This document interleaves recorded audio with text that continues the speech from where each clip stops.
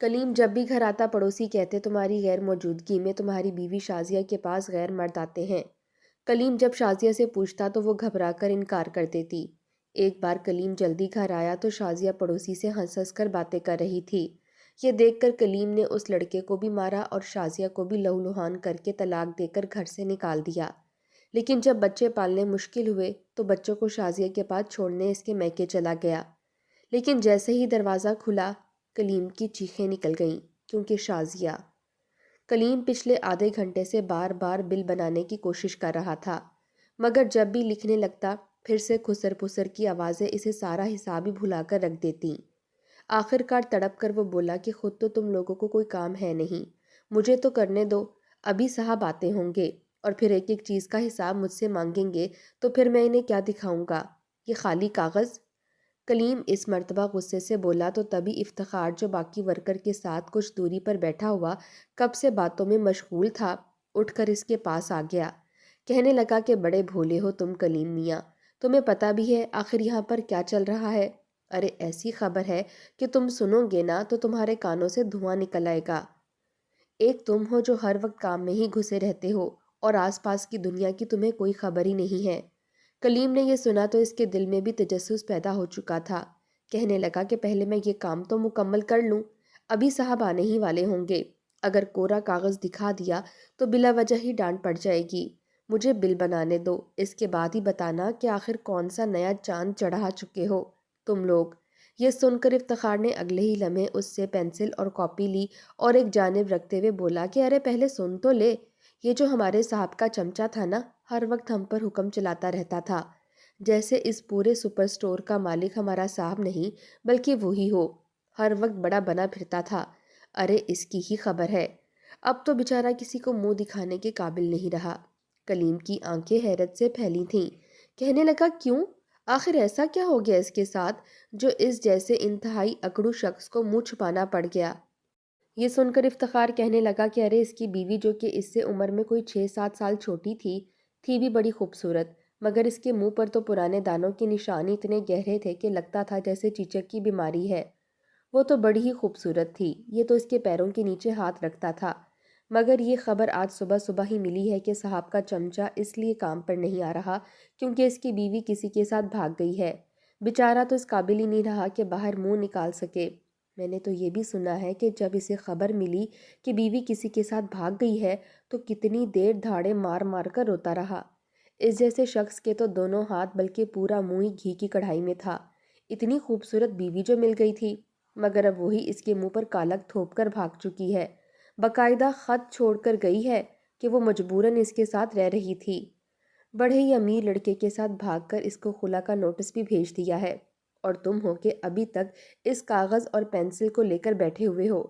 کلیم نے جب یہ سنا تو اس کی آنکھیں حیرت سے پھیلی تھیں۔ بے ساختہ زبان سے استغفار نکلا تھا۔ کیسے کیسے لوگ آ چکے تھے۔ پہلے تو صرف لڑکوں کو بدنام کیا جاتا تھا کہ یہی شادی کے بعد اور لڑکیوں میں دلچسپی لیتے ہیں، خفیہ مراسم رکھتے ہیں، بیوی اگر کچھ کہے تو صاف الفاظ میں کہہ دیتے ہیں کہ بھائی ہم تو مرد ہیں اور مردوں کو ایک وقت میں 4 رکھنے کی اجازت ہے۔ مجبوراً عورت کو بھی گھٹ گھٹ کر جینا پڑتا تھا اور مرد کی ان سختیوں کو جھیلنا پڑتا تھا، مگر آج تو وہ دور آ چکا ہے کہ عورت خود شادی شدہ ہونے کے باوجود غیر مردوں سے چکر چلا رہی ہے۔ کلیم میاں بھی باتوں میں لگ چکے تھے تو تبھی افتخار کہنے لگا کہ بھائی میں نے تو اپنی بیوی اور بچوں کو بڑا ہی ڈرا دھمکا کر رکھا ہوا ہے۔ میری بیوی تو مجھ سے اتنا ڈرتی ہے کہ اگر میں ذرا سا غصہ کروں تو کانپنے لگتی ہے، مجال ہے اس کی جو میری اجازت کے بغیر اپنے ماں باپ سے بھی بات کرے۔ ایک مرتبہ میں نے اسے چائے بنانے کا کہا تھا مگر اس کی اماں کا فون آ گیا۔ کہنے لگی کہ 2 منٹ افتخار میں فون پر بات کر لوں۔ مجھے تو وہیں پر غصہ آ گیا، اسی پل موبائل چھین کر وہیں گرا دیا۔ اس کی ماں بھی میری ڈانٹ سن چکی تھی فون پر، مگر مجال ہے جو میرے سسرال سے آ کر کسی نے مجھ سے بات کی ہو۔ بیوی تو رو رو کر میرے قدموں میں گر چکی تھی کہ مجھے معاف کر دو، اور پھر وہ دن اور آج کا دن، آج تک بیوی کو موبائل لے کر نہیں دیا۔ وہاں پر موجود سب لوگ افتخار کی باتوں سے متاثر ہو رہے تھے، یہاں تک کہ کلیم بھی۔ ہر کوئی اپنا تجربہ بتا رہا تھا کہ ہماری بیویاں تو بڑی ہی نیک ہیں، سلجھی ہوئی ہیں، ارے کسی کی جرت ہے کہ کوئی ایسا قدم اٹھائے؟ ہم نے تو اپنی بیویوں کو بڑا ڈرا دھمکا کر رکھا ہے، ایسی باتیں کرنے کے بعد کلیم کام بھی کرتا رہا اور ان کی باتیں بھی سنتا رہا۔ جب شام کو اس کا وقت پورا ہوا تو وہ سب کو خیر بات کرتا ہوا سپر سٹور سے نکلا تو بے ساختہ اس کا دھیان اپنی بیوی شازیہ کی جانب گیا۔ ارے شازیہ بھی تو اس سے 5 سال چھوٹی تھی اور تھی بھی بے حد خوبصورت، بالکل مومی گڑیا جیسی۔ 2 بچوں کی ماں بن چکی تھی مگر ابھی بھی کنواری دوشیزہ ہی لگا کرتی تھی، جبکہ وہ ایک واجبی سی شکل و صورت کا مرد تھا۔ اس نے گہری سانس خارج کی تھی اور اپنا سر جھٹک کر کہنے لگا کہ نہیں نہیں، میری بیوی تو میری فرما بردار ہے، مجھ سے بہت ہی محبت کرتی ہے، میں بھلا کیوں اپنی بیوی پر سختی کروں۔ اس نے راستے میں جاتے ہوئے اپنی بیوی کے لیے اس کی من پسند مٹھائی لی اور پھر گھر چلا آیا۔ جیسے ہی گھر کے دروازے پر دستک دی تو اسے یوں محسوس ہوا جیسے اس کے گھر میں کوئی بھاگ رہا ہے۔ پہلے تو اسے لگا کہ اس کی بیوی ہی دروازے کی جانب بھاگ کر آ رہی ہے، مگر تبھی بہت دیر دستک دینے کے باوجود بھی کوئی نہ آیا تو کلیم کو پریشانی سی ہونے لگی۔ وہ موبائل نکال کر شازیہ کو فون کرتا اس سے پہلے ہی دروازہ کھل چکا تھا۔ سامنے شازیہ کھڑی تھی، چہرہ پسینے سے تمتما رہا تھا، گیلے بال شانوں پر پھیلے ہوئے تھے۔ کلیم اندر داخل ہوا تو کافی غصے میں لگ رہا تھا۔ کہنے لگا کیا بات ہے شازیہ، دروازہ کھولنے میں اتنی دیر کیوں ہو گئی؟ اس کا لہجہ کافی سخت تھا، جبکہ شازیہ نے آج سے پہلے اسے اتنے سخت لہجے میں نہیں دیکھا تھا۔ کہنے لگی کہ کیا ہو گیا کلیم، میں تو نہا رہی تھی، جیسے ہی آپ نے دروازے پر دستک دی تو جلدی سے باہر نکلی۔ یہ سن کر کلیم نے ایک نظر پورے گھر پر دوڑائی اور پھر کہنے لگا کہ نہیں، مجھے تو اس گھر میں کسی کی دوڑنے کی آواز آ رہی تھی، ایسا لگ رہا تھا جیسے کوئی بھاگ کر گیا ہو۔ یہ سن کر شازیہ نے ایک نظر گھر پر ڈالی اور پھر بکھلا کر کہنے لگی یہ کیسی باتیں کر رہے ہیں، گلی میں کوئی دوڑ کر گیا ہوگا، بھلا ہمارے گھر میں بچے تو ابھی بہت چھوٹے ہیں، ان کو تو میں سلا چکی ہوں، آخر کون ہوگا جو یوں بھاگ دوڑ کر گیا ہوگا؟ آپ بنا بلا وجہ مجھے مت ڈرائیں، ایک تو سارا دن میں گھر میں اکیلی رہتی ہوں، اوپر سے ایسی باتیں کر کے آپ مجھے ڈرا رہے ہیں۔ بہرحال کلیم نے بھی اسے اپنا وہم ہی جانا اور گھر کے اندر چلایا۔ آج شازیہ نے اس کی من پسند کا کھانا بنایا تھا۔ کھانا کھا کر وہ بیٹھا تو آج جو کچھ افتخار نے اسے بتایا تھا سب کچھ وہ اپنی بیوی کو بتانے لگا۔ یہ سن کر شازیہ کے چہرے پر تو گویا زردی سی آ چکی تھی، فوراً بکھلا کر کہنے لگی کہ شاید ان کے نصیب میں یہی لکھا ہوگا، خدا بس سب کے نیک نصیب کرے۔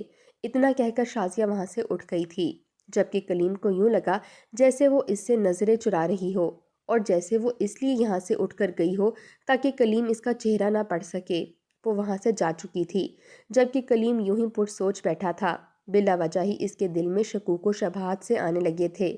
شازیہ ان کے خاندان کی لڑکی نہیں تھی، بلکہ رشتے والی خالہ نے اس کا رشتہ شازیہ کے خاندان والوں سے کروایا تھا۔ شازیہ اپنے والدین کی اکلوتی بیٹی تھی اور ان کے 2 بھائی تھے، بڑے ہی عزت دار اور شریف لوگ تھے، رکھ رکھاؤ والے تھے۔ کلیم کو بھی وہ لوگ بڑے ہی پسند آئے اور اس نے شازیہ سے شادی کر لی۔ اس کے والدین تو وفات پا چکے تھے اور وہ پچھلے 8 سال سے اکیلے ہی تھا۔ بڑی مشکل سے اس نے خود کو شادی کے لیے راضی کیا تھا، کیونکہ اب مزید اس گھر میں اکیلے رہنا اس کے لیے مشکل سا ہو چکا تھا۔ وہیں شازیہ بھی اس کے ساتھ ایک فرما بردار بیوی بن کر رہ رہی تھی، دونوں میں بڑی ہی محبت تھی۔ 2 دن یوں ہی گزر چکے تھے جب ایک روز کلیم گھر کی جانب آ رہا تھا کہ تبھی محلے کی ایک عمر رسیدہ خاتون جن کو ہر کوئی شریفہ بی بی کہہ کر بلایا کرتا تھا، وہ لاٹھی ٹیکتے ہوئے وہاں سے گزر رہی تھیں۔ جب کلیم کو گھر کی جانب جاتے دیکھا تو فوراً اپنی لاٹھی کلیم کی ٹانگ پر مار کر اسے روکا۔ کلیم بھی ان سے سلام دعا کرنے لگا تو وہ کہنے لگی کہ یہ تم کہاں بار بار آتے جاتے رہتے ہو، ابھی تھوڑی دیر پہلے اپنے گھر گئے تھے اور اب پھر کہاں سے ہو کر واپس جا رہے ہو؟ میں نے جب کہا کہ مجھے ذرا نکڑ والی دکان سے چینی لا دو تو فوراً گھر میں بھاگے، ذرا ترس نہ آیا مجھ پر؟ یہ سن کر کلیم ٹھٹکا تھا، کہنے لگا کہ نہیں نہیں، میں تو صبح کا گیا اس وقت ہی گھر آتا ہوں، خالہ آپ کو غلط فہمی ہوئی ہوگی۔ یہ سن کر شریفہ بی بی کہنے لگی کہ نہیں نہیں، ابھی کچھ دیر پہلے خود میں نے تمہارے جتنے ہی ایک نوجوان کو تمہارے گھر میں جاتے ہوئے دیکھا تھا، میں نے تو تمہیں آواز بھی دی تھی کہ کلیم ذرا مجھے نکڑ والی گلی سے آدھا پاؤ چینی ہی لا دے، مگر تو نے فوراً گھر کے اندر قدم رکھ دیے اور میری طرف پلٹ کر بھی نہ دیکھا، اس لیے تو اب خود ہی لے کر جا رہی ہوں۔ کلیم سوچ میں پڑ چکا تھا کہ آخر اس کے گھر میں اس کی غیر موجودگی میں کون آیا تھا۔ وہ تیز قدم اٹھاتا ہوا اپنے گھر کی جانب گیا، جیسے ہی دروازے پر دستک دینا چاہی تو دروازہ کھلا ہوا تھا۔ آخر شازیہ نے دروازہ کھول کر کیوں رکھا ہوا تھا؟ اندر داخل ہوا تو غصے سے شازیہ کو ڈانٹنے لگا، کہنے لگا کہ یہ دروازہ کیوں کھلا ہوا تھا، کتنی مرتبہ تمہیں کہا ہے کہ زمانہ خراب ہے، दरवाज़ा बंद करके रखा करो। फिर किसकी इजाज़त से तुमने ये दरवाज़ा खोल रखा है, जबकि मेरे आने का वक्त भी तुम्हें पता है कि मैं कब आता हूँ। ये सुनकर शाजिया हड़बड़ा सी गई थी। कहने लगी, भिखारन आई थी, बड़ी ही मजबूर थी, इसलिए मैं ज़रा आपका और बच्चों का सदका देने के लिए घर से बाहर निकली थी। मगर कलीम को इसकी किसी भी बात पर यकीन नहीं आ रहा था। डांट कर कहने लगा कि आज के बाद अगर मुझे ये घर का दरवाज़ा खुला हुआ मिला तो फिर देखना। और ये मेरी गैर मौजूदगी में क्या घर में कोई आया था तुम्हारे मैके से? ये सुनकर तो फ़ौरन शाजिया ने नफ़ी में सर हिलाया। कहने लगी कि नहीं नहीं, मेरे घर से तो कोई नहीं आया। क्यों, क्या हो गया? कलीम ने बीवी से कहा कि मुझे तो शरीफा बीबी कह रही थी कि तुम्हारे घर से कोई लड़का जाता हुआ देखा है। मेरे अल्फाज अदा करने ही थे कि मेरी बीवी का रंग बिल्कुल जर्द पड़ चुका था। वो हड़बड़ा कर कहने लगी कि नहीं नहीं, वो तो पक्की सी उम्र की खातून हैं, कुछ भी बोलती रहती हैं। आप आए, मैं आपके लिए खाना लगाती हूँ। मुझे अपनी बीवी पर शक होने लगा था। कहीं मेरे जाने के बाद इस घर में किसी के साथ इतना ख्याल आना था कि मैंने अपनी बीवी को शक की नज़रों से देखना शुरू कर दिया। इसका मोबाइल यूं ही मेज़ पर पड़ा था। जैसे ही मैंने इसे उठाया तो इस पर लॉक लगा हुआ था। मुझे गुस्सा आ गया। मैं कहने लगा कि शाजिया, तुमने मोबाइल पर लॉक क्यों लगा रखा है? अभी के अभी खोलो इसे। इसने मोबाइल का लॉक खोलकर मेरे हाथ में दे दिया। जब देखा तो कॉल हिस्ट्री में सारी कॉल डिलीट थीं। इस बात पर भी मैं इस पर गुस्सा करने लगा कि तुमने कॉल हिस्ट्री डिलीट क्यों कर दी है? ना ही कोई मैसेज है और ना ही कोई कॉल। तो शाजिया हड़बड़ा सी गई। कहने लगी कि अब आप मुझ पर शक कर रहे हैं। मेरी तो शुरू से ही आदत है, मैं साथ साथ हिस्ट्री डिलीट करती रहती हूँ। आखिर इसमें गुस्सा करने वाली कौन सी बात है? मगर मैं शाजिया से लड़ने लगा था कि आज के बाद अगर तुमने हिस्ट्री डिलीट की तो फिर देखना। शाजिया भी हैरान थी, रोने लगी। और उस रोज़ इसने खाना भी नहीं खाया था। मुझे भी इसकी कोई परवाह नहीं थी। मुझे लगता था कि अब बीवी पर सख्ती करनी ही पड़ेगी। मैंने तो इस पर हर वक्त तैयार रहने पर भी पाबंदी लगा दी थी और कहा कि आइंदा के बाद तुम मुझे बनी सवरी हुई ना मिलो, समझी? एक रोज़ मैं वक्त से पहले घर की जानिब आने लगा तो मोहल्ले की औरतें खड़े होकर बातें कर रही थीं। कहने लगीं कि कलीम मियाँ तो बड़े ही मासूम और शरीफ से हैं, मगर इनकी बीवी तो तौबा तौबा, हम तो पराए लोग हैं, जाकर इसकी बीवी के खिलाफ कुछ कह भी नहीं सकते, वरना आए रोज़ गैर मर्द इसके घर से आते जाते निकलते देखते हैं। कलीम मियाँ तो खुद घर होते नहीं, न जाने कौन से इसके रिश्तेदार हैं जो रोज़ इसके घर आते रहते हैं, वो भी अकेले मर्द। आज तक तो कोई औरत इसके साथ नहीं देखी जो हम कहेंगे कि इसके घर का मर्द है। ये सुनकर तो कलीम मश्तल हो चुका था। इसे गुस्सा आने लगा था।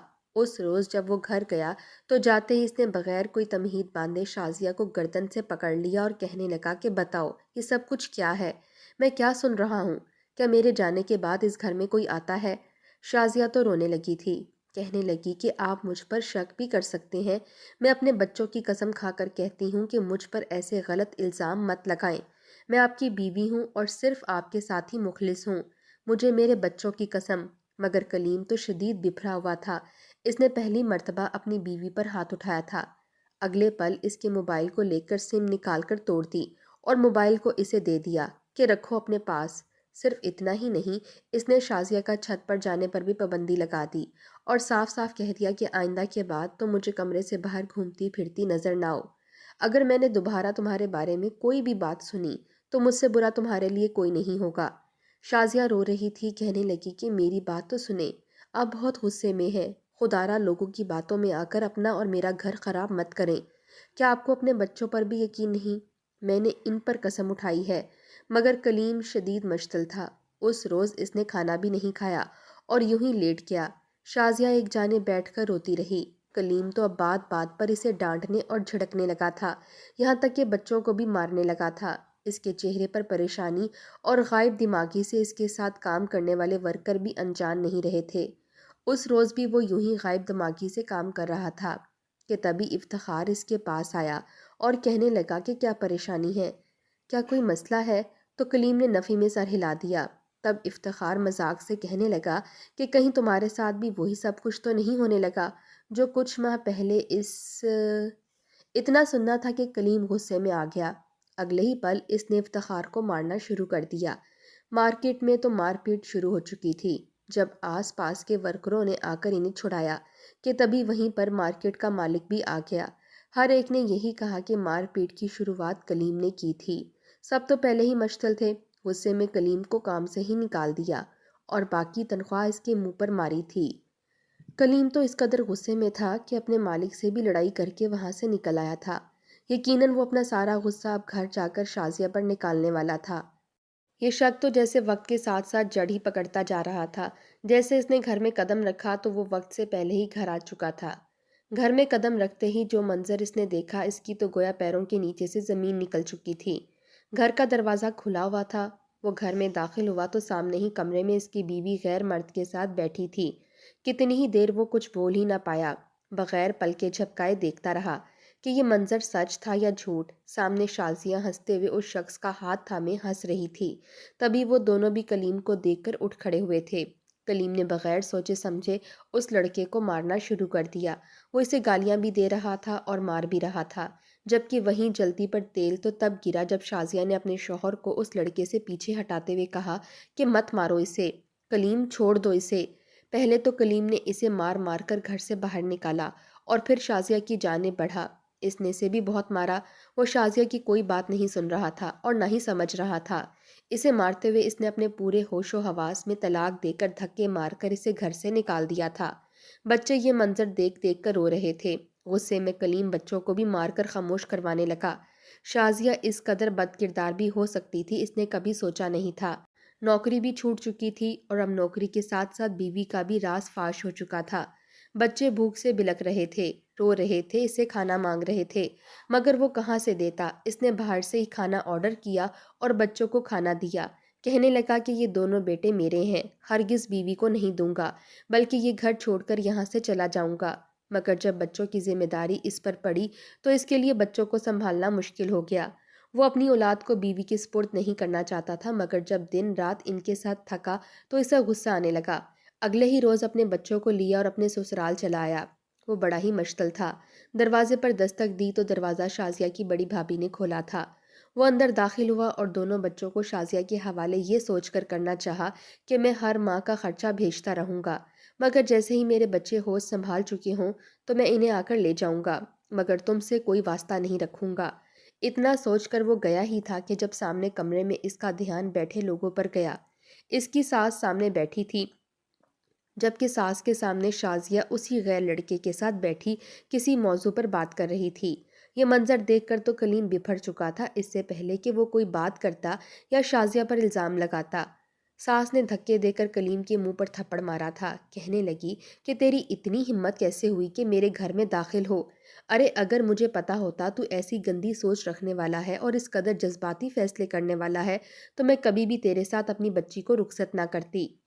ساس کی بات سن کر کلیم بھی غصے میں آ گیا۔ کہنے لگا کہ اپنی بیٹی کو مت سمجھانا، کیسے غیر شخص کے ساتھ غلط مراسم رکھتی رہی ہے، اور جب پکڑی گئی تو بھی۔ اس سے زائد کلیم کچھ بولتا، ساس کا زناٹے دار تھپڑ اس کے منہ پر لگ چکا تھا۔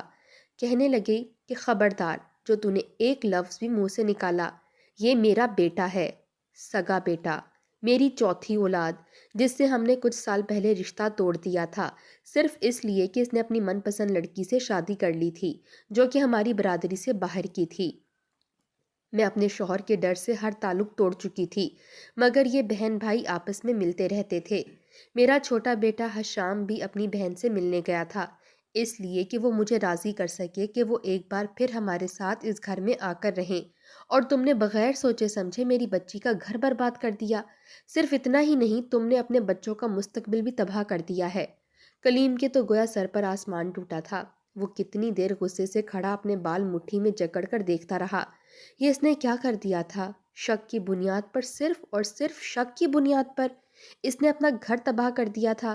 شازیہ ایک جانب کو بیٹھی رو رہی تھی، جبکہ وہ شرمندہ تھا۔ اس کے پاس تو الفاظ بھی نہیں تھے کہ وہ شازیہ سے معافی مانگ سکتا۔ اپنے بچوں کو وہیں چھوڑا اور وہاں سے واپس چلا آیا۔ گھر آ کر رو رو کر چیخ چیخ کر اپنی بے بسی کا اظہار کرتا رہا۔ سچ ہی کہا تھا کسی نے کہ جلد بازی میں کیے گئے فیصلے بعض دفعہ ہمیں پچھتانے پر مجبور کر دیتے ہیں، اور پچھتاوا بھی ایسا کہ ساری زندگی پل پل مارتا رہتا ہے۔